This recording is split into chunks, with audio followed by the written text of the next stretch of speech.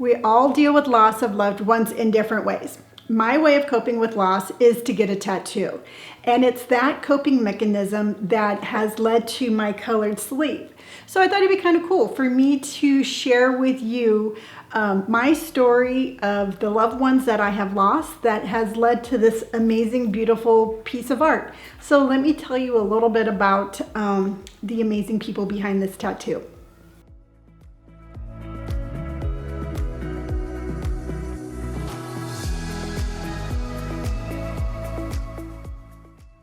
Yes, I use tattoos as a coping mechanism.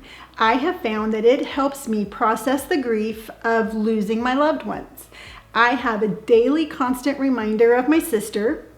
I always think about my dad. I carry my mother with me everywhere I go. And then I get my dog Freedom.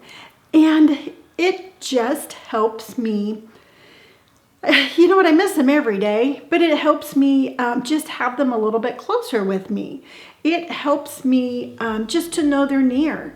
You know, as far as I'm concerned, they're never more than a glance down away. I get to keep their memory alive in my mind, in my heart, just on the world on a daily basis. You have no idea how many times people have commented on my tattoo. And I can be like, well, this is for my sister. And it keeps her memory alive. And again, this is how I cope with loss. And it has been a really healing way for me to deal with my loss. So let's just jump right in and let me tell you a little bit more about each tattoo, each person. And I can't wait to share their story with you. The first tattoo I got in my memorial sleeve was for my sister. My sister Vicki was my ride or die. She was my constant protector. She was my go-to. She was the person that if I ever had any questions that needed to be answered with just unconditional love, with just absolutely an outpouring of just her essence, that was my sister. I lost my sister in 2008, and it was really hard for me. I felt like a part of me had passed away, and I'm gonna cry. And so on the year anniversary of her passing away, I wanted to memorialize her in a larger than life fashion. I wanted her memory to be someplace where people could see. I had other tattoos. I had my stomach, I had my back, I had my ankle, but I didn't really have anything visible. I didn't have anything where people would be like, she's got a tattoo. So I got my flower. I got my flower in her little wording right there. And it was really cool. It was really such an honor to be able to carry her with me daily and have people ask me about her and the meaning behind my tattoo. And it was really cool. And I just thought that she would have just loved the simple fact that she was the trailblazer. And I think about her every day. And yeah, this is my tattoo for my sissy. This is my sister tattoo. So as you can tell, I'll be fine. I'll be fine. So a little side note. In 2009, not only did I get a memorial tattoo for my sister, but my mom and dad did also. So my dad was the first to go in at 74. He went in and got some carnations down his arm because he grew carnations, and had her information tattooed right on his arm right here. And it really helped him heal. It helped him process his grief for losing his daughter.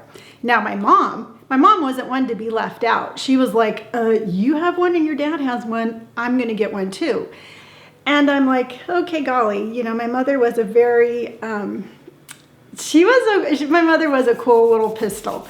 So I took my mom in. I took my mom into the tattoo shop. She was 73, and she sat there and she got a beautiful memorial tattoo for my sister on her forearm. And I got to tell you, she loved that tattoo. She loved the look on people's faces when she would roll up her sleeve to give blood or anything like that. And people would be shocked and they'd be like, oh my gosh, what is that? And she's like, this is a tattoo for my daughter. Let me tell you a little bit about her. And it kept her memory alive and it helped her heal. So if you're out there and you have lost a loved one and you want a memorial tattoo, it doesn't matter how old you are. If that will help you cope with your loss, get it. Again, my mom and dad were 74 and 73, and they went into the tattoo shop and got their tattoos, and it helped them process their pain. So please don't let age stop you. If that's something you need to help you in your journey of healing and coping, please do it. So the next tattoo I got for my memorial was for my dog Freedom. Freedom was the best dog. She was a Cane Corso Mastiff. I don't know if you've ever had a Mastiff before, but they put protecting their family very high up on their priority list. And Freedom was just the most amazing dog. So when I lost her, I didn't think twice about giving her a spot on my memorial arm. I will forever love that dog for her being such a great protector. So now we have to go to 2012. I lost my dad on July 7th, 2012, and he was a tough cookie. I gotta tell you, my dad grew up in an orphanage. He just raised us to be hard, take care of yourself, no nonsense type of gals. And so I was thinking, like, where should I put the tattoo for my dad? Now, I knew I wanted it on my arm, and I knew I wanted it close to my sister. So I figured I would take the most painful spot and give it to my dad. You know what? He raised us to be tough, and I was like, you know what, Dad, I'll show you tough. I'll get you tattooed right there. And I have to tell you, that one hurt. I remember laying there with my arm up over my head, and I had like a little pool of sweat right there because it hurt, but I loved it. So what I did is I got a memorial for my dad, which is the actual wording and the flag and everything that is on his tombstone, because he's laid to rest in a veterans cemetery. So I got this, and it just makes me again feel like I have a piece of him with me. You know, he's close to my heart. He was a pain when he was alive. He was a pain after death. And it makes me smile, and it makes me happy that I can carry him with me. And again, I have them close together, and that was in 2012. So at this point, I have my flower, I have my dad, and I'm right about here. This is all I have. And then of course I have Freedom. So I had this big open spot for when my mother passed away. Now, when my mom passed away, I lost my best friend. So I'm like, you know what? She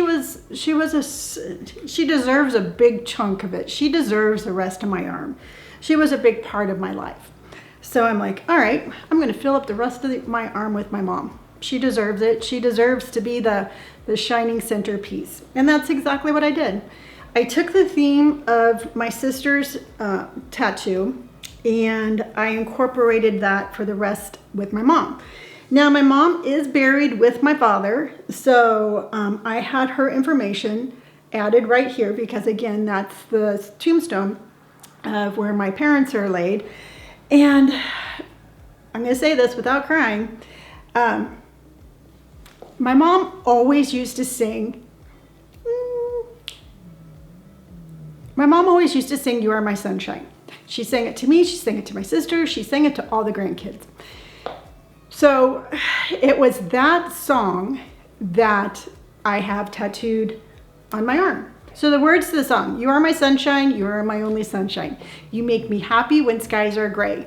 You'll never know, dear, how much I love you. Please don't take my sunshine away. Now, my youngest son has the first part of that song tattooed on his arm. So I have, you'll never know, dear, how much I love you. Please don't take my sunshine away. So I have that starting here, and it wraps around, and it ends right there. So again, my mother got the majority of my arm, but you know what? She deserved it. And that is all I'm going to say about that. My mom was amazing. The thing that really stands out the most to me about my mom is that she was the same exact person in death as she was in life. And what I mean by that is I was by my mom's side every single day the last couple of months of her life. And no matter how she felt or whatever, she was never a different person. And I sat there just in awe. And I'm like, she still has the same wit. She's still saying the same things. You know, she didn't have the energy to put up a facade. So it was the real her. And that real her was the same person she was her entire life. And what I got from that is what an amazing thing to go through life, just being such a true, authentic self, that even when you're dying, you're the same person. And I think that that's probably the biggest lesson that I learned from my mother.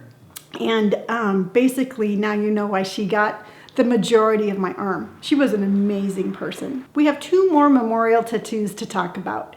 One is my oldest son recreated a tattoo that my dad had.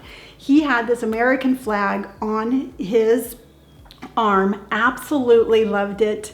And my oldest son had that recreated on his chest. And then I actually recreated the tattoo that my mom got for my sister. This is the actual tattoo. I reused the stencil, the original stencil that was used for her tattoo. My niece had it. So I got that. Brian, my tattoo artist, kind of put his own little twist on it. And I have her tattoo recreated on my shin. And it is just so cool. I mean, not only do I have a tattoo for my mom, but I have a tattoo for my mom and sister all combined. And this episode was actually a little bit harder to record than I thought it was going to be. I'm not a crier, but it came pretty close there a couple of times just because, you know, decades could go and your love for these people don't die with time. You know, I miss each and every one of them just as much today as I did the day they passed away. It's just, you know, time can heal a wound, but it doesn't take the love away. I guess that's what I'm trying to say. So that, my friends, is the story behind my colored arm. That is the story of my of the people I lost. And I hope you enjoyed my story. I hope you enjoyed learning a little bit more about them.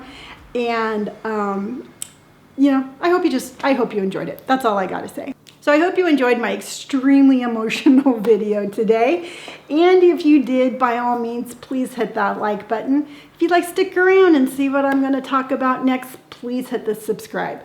I would love to hear about any memorial tattoos that you have, or if you don't have memorial tattoos, how you deal with the coping and the loss of your loved ones. I think this is an important subject, and what works for you might help somebody else also.